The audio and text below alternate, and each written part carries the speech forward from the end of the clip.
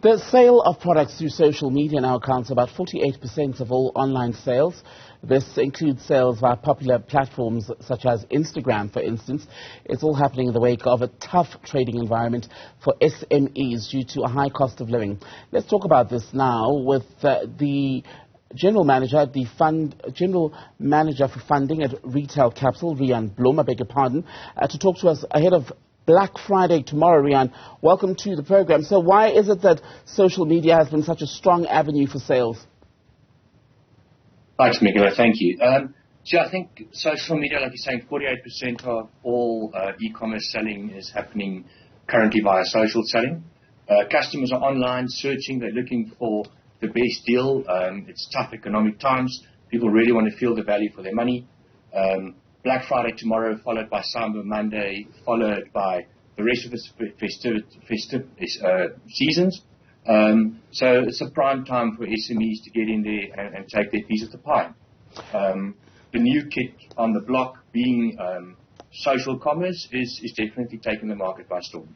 And is it also because then with, for example, I'm thinking if you're buying on, let's say, Facebook or even on Instagram, you don't even have to go to the trouble of creating a new account, for instance, and having to log in and then search for a buy, whereas it could just pop onto your timeline?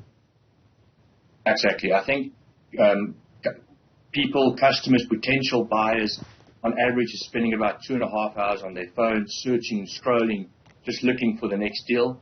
But that low barriers for entry and low friction processes, the sale becomes a lot easier. But it's also much easier to compare the products that you're looking for and looking for those recommendations from peers. And the idea that SMEs would be the ones best set to benefit come Black Friday tomorrow, what is that based on when you consider that last year, in fact, Black Friday sales appeared to be somewhat of a damn squib, not only because there were issues around the lockdowns, but because money is getting tighter? Look, I think we're probably going to experience a great lift in Black Friday sales in this period, but I think we'll still have a suppressed sales just driven by the Eskom crisis that we've got, and that because that pressure is both on the retailers, the malls, as well as the consumers, is finding the right time where there's actually electricity to do the sale. But in traditional times, it was the big spenders with eye-watering budgets that could spend money on elements like Google or media or radio media, where now those barriers to entry in social media is in the reach for SMEs to market their products and services and have a much broader reach than what they've typically had before. With that in mind, how much does it matter what the SME is selling? I think a bigger element is not so much on what you're selling. I think a very big element around social selling is the overall experience. It's making it a memorable experience. You want that great experience to feed the next elements of social selling, which is the likes, recommendations, and share for more, which is the era we're all living in. Yeah, I think it's more around just being present, having a great experience for those customers. It's not about the sale now, it's about the future sales coming back in and creating your brand awareness.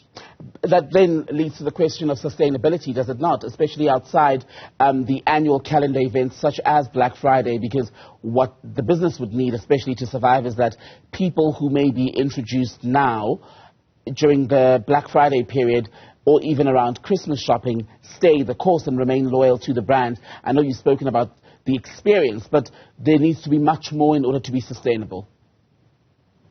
Yes, I think the opportunity, it's the market is ripe at the moment for elements like a Black Friday, like a festive season. It's a good opportunity where people are open to suggestive ideas around what products to buy, what brands to look for. So it is around just creating that awareness for the future sales to get, not the future sales for next year, to make it more sustainable. It's not just about this once-off event. But it's the longer-term strategy that goes underneath it from a marketing and a service perspective. Rian Blom, a pleasure to speak to you, General Manager for Funding at Retail Capital.